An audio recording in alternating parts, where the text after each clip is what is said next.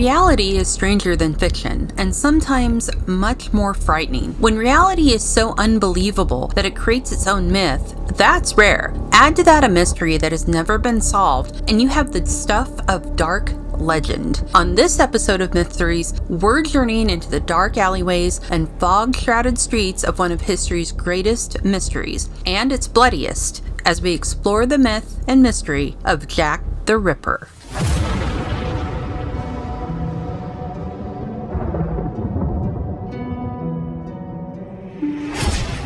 Let me take this opportunity to thank you for watching Mytheries and ask that if you enjoy our shows, please subscribe to our channel right now, like this video, and click on the bell so you can be notified each time a new video goes up. Now, back to the show. The mystery of Jack the Ripper is perhaps the most famous murder mystery of all time. It has stretched on for decades and is still being investigated by not only professional detectives, but an infinite number of armchair detectives who have become obsessed with solving what no one has ever truly been able to solve. The debate has raged who was actually the first victim of Jack. There are what is called the canonical five, but prior to the first of these murders were two thought to possibly be part of Jack's list of victims. Emma Smith was murdered on April 4th in 1888. She was part of a string of murders in the Whitechapel area that was part of Jack's hunting grounds. There's debate on if Emma was actually one of Jack's first victims, mainly because there was such a sadly unending amount of female victims from that area due to rampant violence against women that occurred daily. Martha Tabrum was found dead in August 7th of 1888. The viciousness of her murder leads a number of ripperologists to believe she was actually the first victim of Jack. Martha was stabbed a total of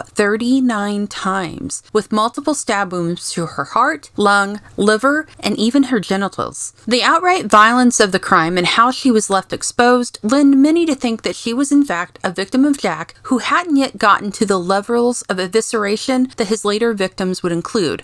Or perhaps he was interrupted before he could take this crime further. It would be the last day of August, still the same month as Martha was murdered, that the first of the official 5 victims would be discovered. Mary Ann Nicholls was discovered on August 31st, only 5 days after her birthday. Nicholls was mutilated horribly. She'd been stabbed and cut a number of times, including again stabbing to her genital area. Some of the wounds would go so deep as to hit the vertebrae of her back. The police concluded that she had died, mercifully, one would say, from the first slicing of her throat, where she'd have bled out before the rest of her wounds were inflicted. Annie Chapman was the next victim, found the following month on September 8th. Chapman showed the progression of the Ripper's killings. The police were more convinced after her discovery that the murderer had some sort of skill in either medicine or butchering. Part of her small intestines had been removed and placed next to her, as well as other bits of flesh from her abdomen. There were also parts of her internal organs missing, including part of her uterus.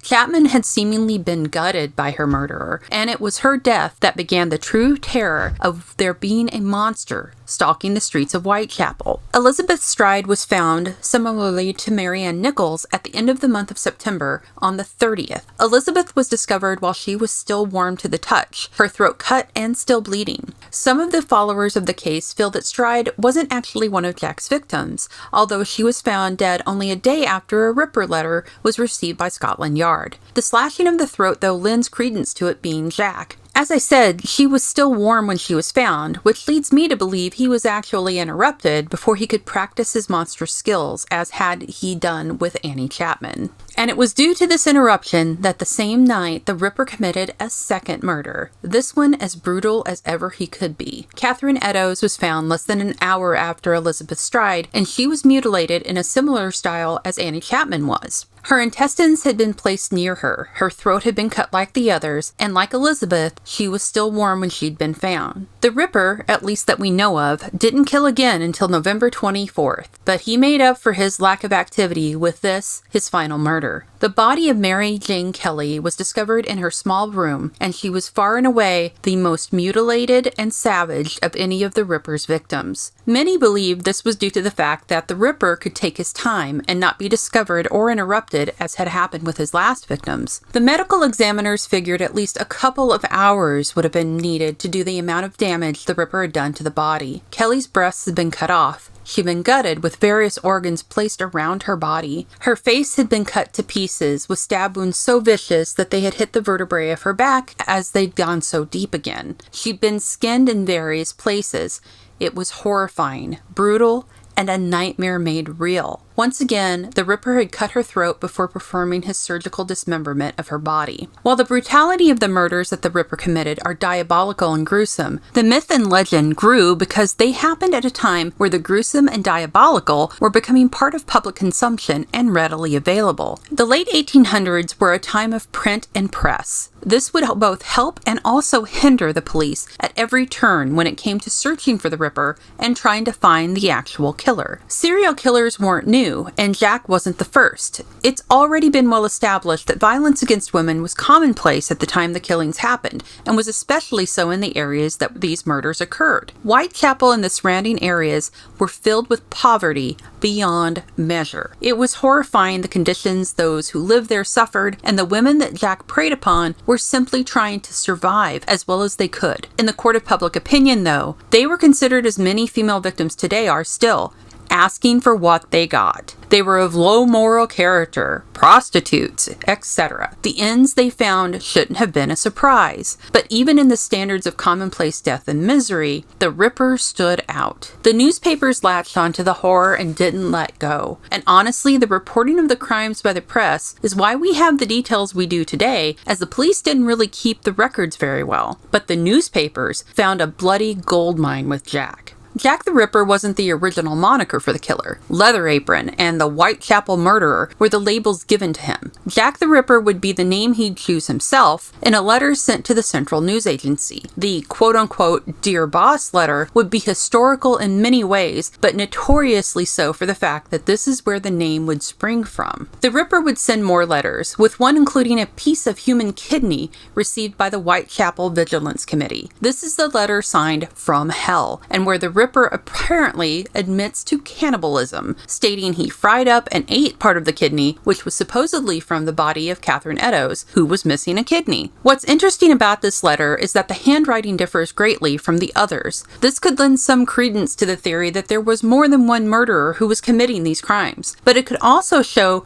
that there may have been an industrious reporter trying to add more fuel to the fire and to sell more copy. Unfortunately, there is no way to be sure, but the medical examiner did confirm that the kidney was in fact human and matched the left side, which was the one missing from the body. Jack the Ripper, as I said, did his demonic duty during a time where the printed word and story was becoming even more important. There was also a desire for the macabre side of things, with Gothic novels becoming some of the most popular. Only a few decades earlier, penny dreadfuls had started taking hold, with Varney the Vampire becoming a nearly 900-page epic. Sweeney Todd, whose demon barber actually lived in his parlor above the streets of Whitechapel, was born. These popular tales were like wildfire amongst the readers looking to find something more terrifying than the horrors normally around them. Jack the Ripper's reality was splashed across newspapers and would soon become known around the world. The same decade that Jack's bloody deeds happened, though, as if to rise up in protest to this dark villain, Sherlock Holmes' first mystery, A Study in Scarlet, was printed.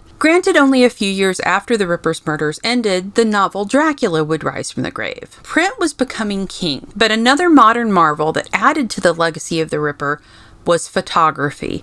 And the horrifying crime scenes and images of the victims were forever saved on camera. In the case of Mary Jane Kelly, these photos are some of the most gruesome and shocking things I've ever seen, and they will haunt you forever. This perfect vortex of timing would set the stage for many future mysteries and the now very prevalent culture of true crime followers. And sadly, it would also show future serial killers ways to ensure they have an audience. One, much like Jack, who used the press as a way to communicate with the world at large, and also like Jack was never caught, was the Zodiac Killer. To this day, he's another who we still don't know the identity of, who has a mythology that keeps many entranced in trying to solve the case. The identity of Jack the Ripper is still highly contested. There was a number of, at the time, people who wanted to blame the crimes on the Jewish community due to a lot of anti-Semitic hatred that was boiling up in Whitechapel. One man, John Pizer, was a Jewish bootmaker who actually sued one of the newspapers for libel and won, as they had tried to paint him as the killer. There are a number of possible names theorized, but the one that stands out was the theory that it was Prince Albert. The rumor was that Albert had syphilis, a disease that was rampant at the time, and had committed the crimes due to being driven mad by his illness. His crimes were then covered up by the royal family. This theory would inspire the comic book From Hell and the subsequent film as well. The one theory, though, that is of more recent time is the possibility that Jack the Ripper was actually the already prolific serial killer H Holmes. This theory actually comes from Holmes' own great-great-grandson, Jeff Mudgett. Mudgett claims he had the idea from the diaries he inherited written by H Holmes, where he talks about killing prostitutes in London at around the same time of the Ripper murders. The History Channel had a mini-series about Mudgett's personal investigations into the possibility called American Ripper. We may never know the answer to the questions who was Jack the Ripper and why the killer did what they did, but the story has grown beyond its own origins in the dark alleys where the crimes occurred to fascinate and horrify the entire world for over a century. It shows us that man is most definitely able to become the monster. It really is a mystery, and it is all the more terrifying because it is all real, and the monster, in the end, escaped into the dark.